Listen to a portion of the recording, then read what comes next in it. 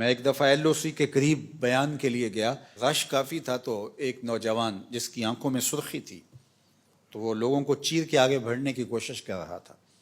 انتظامیہ نے روکنا چاہا تو میں نے اشارہ کیا کہ اس کو قریب آنے دیا جائے، تو وہ قریب آیا اور کپ کپاتے ہوئے ہونٹوں سے اس نے مجھے کہا کہ میں آپ کا سن کے بارڈر سے آیا ہوں، بس یہ میرے لیے دعا کیجیے اللہ مجھے شہادت عطا کر دے۔ جب قوم کے بیٹوں میں یہ جذبہ ہوگا تو دنیا کی کوئی طاقت ہمیں نہیں مٹا سکتی۔ قلت اور کثرت یہ پھر ثانوی حیثیت اختیار کر جاتی ہے۔ کس کے پاس اسلحے زیادہ ہیں، کس کے پاس افرادی قوت زیادہ ہے، معاشی طور پہ کون مضبوط ہے، پوری دنیا کفر کا ہاتھ کس کی پشت پر ہے، یہ چیز ثانوی حیثیت اختیار کر جاتی ہے۔ دیکھا یہ جاتا ہے سینوں میں جذبوں کا طوفان کس کے پاس ہے۔ کروڑوں خداؤں کے ماننے والوں نے ایک خدا کے ماننے والوں پر حملہ کر کے اس وقت موجودہ ملکی صورتحال، باہمی تفرقات اور جو ہماری معاشی حالت اور ابتری ہے اس کو جانچتے ہوئے اس نے سمجھا ہے کہ میں پاکستان کو کھا جاؤں گا۔ کروڑوں خداؤں کے ماننے والوں کو ہم پیغام دیتے ہیں، تم جذبوں کو کبھی شکست نہیں دے سکتے۔ آپ نے کئی دفعہ مودی کی زبان سے رافیل پر اتراتے ہوئے دیکھا ہوگا، بار بار کہتا تھا ہمارے پاس رافیل ہیں، اور اس پہ اس کو ناز تھا۔ رافیل کا نام لیتے اس کی باچھیں کھل جاتی تھیں اور وہ رافیل رافیل کرتا پھر رہا تھا، لیکن پھر رافیل کو بھاگنے کے راستے بھی نہیں ملے ہیں۔ وہ ابابیلوں سے ہاتھی مروانا جانتا ہے، وہ رب ہے، وہ احکم الحاکمین ہے۔ اس نے ابرا کے ہاتھیوں کو نیست و نابود کر کے رکھ دیا۔ تمہارے رافیل کا جو حال ہوا پوری دنیا تم پہ تھو تھو کر رہی ہے، اور ہمارے ابابیل تمہارے مقابلے میں ڈٹے ہوئے، اور انشاءاللہ پاکستان فاتح بن کے ابھرے گا۔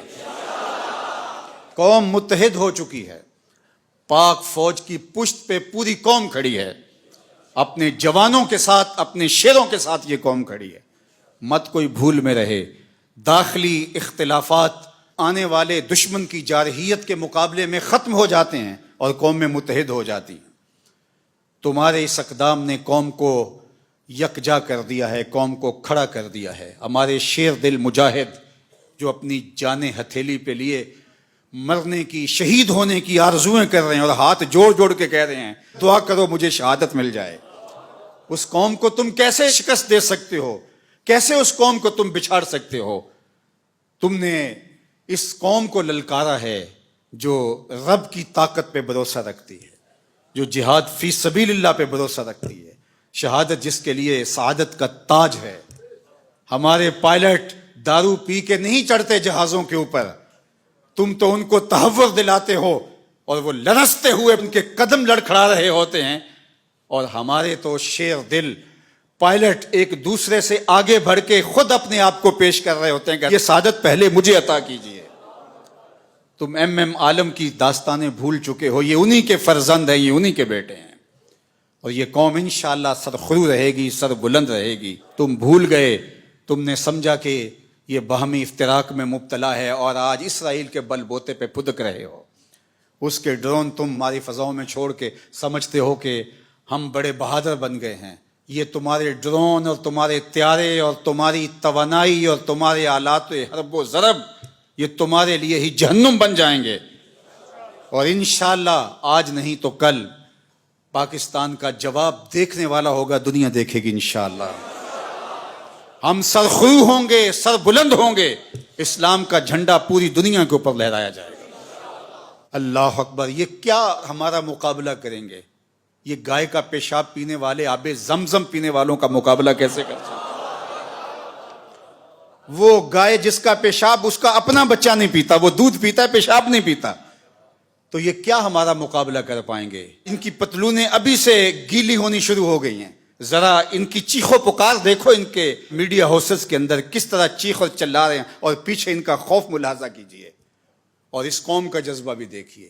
ابھی ڈرون بعد میں گرتا ہے، یہ پہلے پہنچے ہوئے ہوتے ہیں اور وہاں جا کے تحور آمیز نعرے لگا رہے ہوتے ہیں۔ اس قوم کے جذبوں کو کیسے تم مات دے سکتے ہو؟ کوئی سراسیمگی، کوئی خوف اور کوئی ڈر اس قوم کی کھلڑی میں پیدا نہیں ہوا۔ یہ قوم جو کہہ رہی ہے کہ فوری جواب دیا جائے، انہیں اپنی جانوں کا ڈر نہیں، یہ پاکستان کی آبرو کے لیے بات کر رہی ہے۔ کہ ہماری سرزمین پر انہوں نے یہ جرت کیوں، اس بزدل دشمنوں نے مسجدوں کے اوپر میزائل مارے. ہم ایسا نہیں کریں گے انشاءاللہ. ہم وہاں ماریں گے تمہاری چیخیں دنیا سنے گی انشاءاللہ. اور سرخرو اور سر بلند رہے گا یہ وطن انشاءاللہ.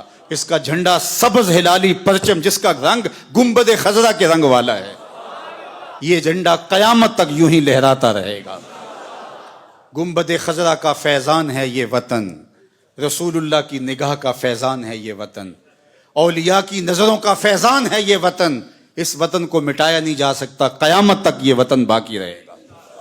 قوم یکجا رہے، اپنی پاک بہادر اور مسلح افواج کے پیچھے پوری قوت کے ساتھ کھڑی رہے.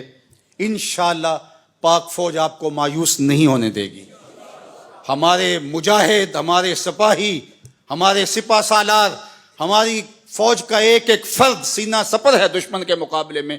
اور انشاءاللہ آپ آج نہیں تو کل دیکھیں گے کہ دشمن کو بھاگتے ہوئے راستہ نہیں ملے گا اور اسلام کا پرچم سر بلند ہو رہا ہوگا اور پاکستان زندہ باد کے نعرے لگائے جا رہے ہوں گے. آئیے میرے ساتھ نعرہ بلند کریں. نعرہ تکبیر، نعرہ رسالت، اسلام، پاکستان، پاک فوج.